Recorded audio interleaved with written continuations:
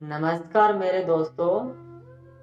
आज की हमारी कहानी है, जब बात अपने बच्चों पे आती है तो इंसान कितना बदल जाता है। शिक्षाप्रद कहानी। राशि को अपने मायके आए पूरा 1 महीना होने जा रहा था, पर वह अपने ससुराल जाने को तैयार नहीं थी। राशि का विवाह हुए अभी केवल 1 वर्ष ही हुआ था। अक्षरा और राजीव ने राशि का विवाह बड़ी धूमधाम से किया था। इकलौती संतान होने के कारण वह अपनी मम्मी पापा की लाडली बेटी थी। अक्षरा तो फिर भी कभी राशि को समझाने के लिए थोड़ा गुस्सा हो जाती थी, परंतु राजीव तो मजाक में भी अपनी बेटी से ऊंची आवाज में बात नहीं करते थे। इसलिए राशि बहुत ही कोमल और नाजुक स्वभाव वाली लड़की थी। स्कूल में या कॉलेज में भी उसको कोई जरा सा मजाक में भी ऊंची आवाज में बात करता तो एकदम उसकी आंखें भर आती थी। समय गुजरता गया और अब राशि एक बड़े ऊंचे संप्रदाय परिवार की बहू बन गई थी। विवाह से पहले ही अक्षरा ने राशि को हर काम में निपुण बना दिया था, क्योंकि अक्षरा जानती थी कि ससुराल चाहे कितना भी अमीर हो, बहू को काम तो करना ही पड़ता है। ये सब वह अपने अनुभव से जानती थी। अक्षरा भी अपने घर की लाडली इकलौती बेटी थी।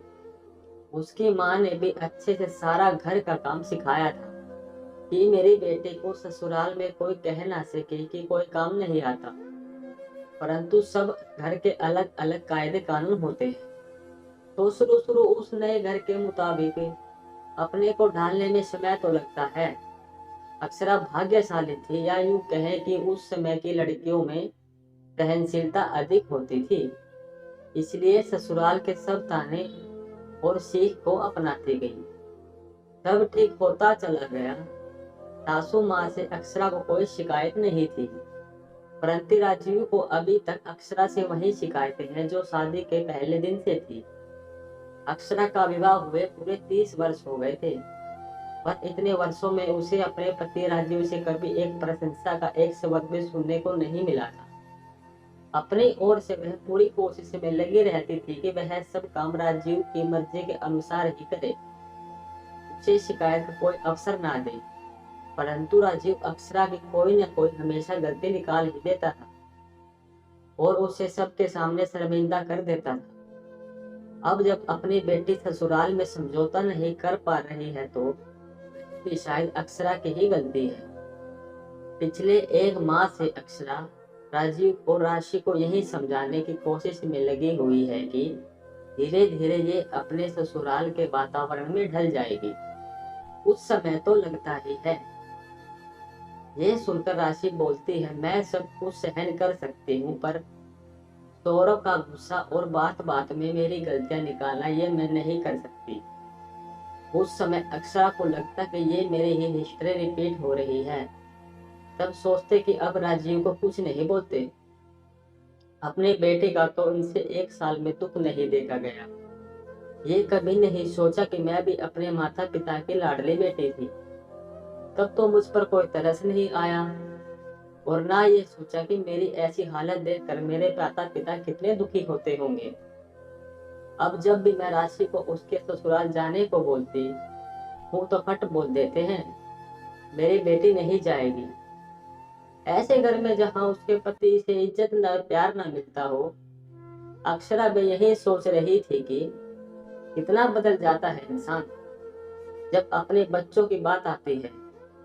ये नहीं सोचते कि उनकी पत्नी भी किसी की बेटी है।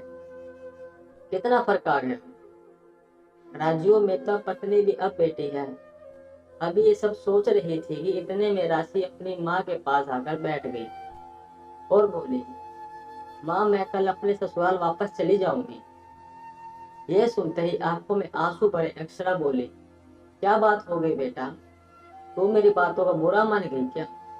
नहीं माँ, ऐसी कोई बात नहीं है। मैंने पापा को बता दिया कि मैं कल वापस अपने ससुराल चली जाऊंगी। पहले तो पापा बिल्कुल नहीं मान रहे थे, फिर मैंने उन्हें वो याद दिलाया जो बचपन से मैं देखती आ रही थी कि कैसे आपके साथ वह व्यवहार करते थे। कैसे आप छुप छुप कर रोती रहती थी। मेरे को तो अभी तक 1 वर्ष में ही हुआ है और पापा जितना तो सौरभ मुझे डांटते भी नहीं, पर मुझे इतना बुरा लगता है। पर माँ, आप तो पिछले 30 वर्षों से ये सब सहन करती आ रही थी, पर आप कभी पापा को छोड़कर अपने घर नहीं गई, तो अब मेरे बारे में पापा को ये सब क्यों बुरा लग रहा है। राशि बोली, मुझे लगता है सारे पति ऐसे ही होते होंगे। यह सुनकर पापा चुप हो गए और मुझे ससुराल जाने से नहीं रोक पाए। अभी ये सब बातें राशि अपनी माँ को बता ही रही थी कि कमरे के बाहर खड़े राजीव राशि की सारी बातें सुन रहे थे और कमरे में आए तो राजीव की आंखों में भी आंसू भर आए। अंदर आकर सबसे पहले अक्षरा को गले लगाया और बोले, अक्षरा, हो सके तो मुझे माफ कर देना। आज मेरे बेटे ने मेरी आंखें खोल दी।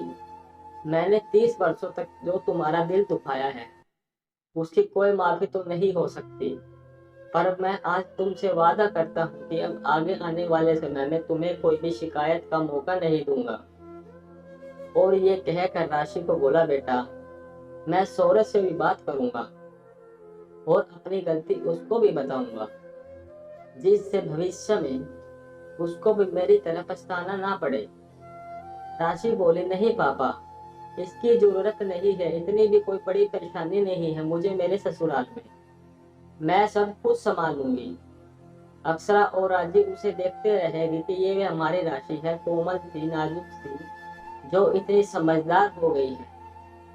फिर तीनों गले मिले और सभी खुशी खुशी दूसरे दिन राशि को उसके ससुराल छोड़ने गए। ये देखकर सौर और राशि ने एक दूसरे को देखकर थम्स अप किया और स्माइल दे रहे थे। तब राजीव और अक्षरा कुछ समझ नहीं पाए।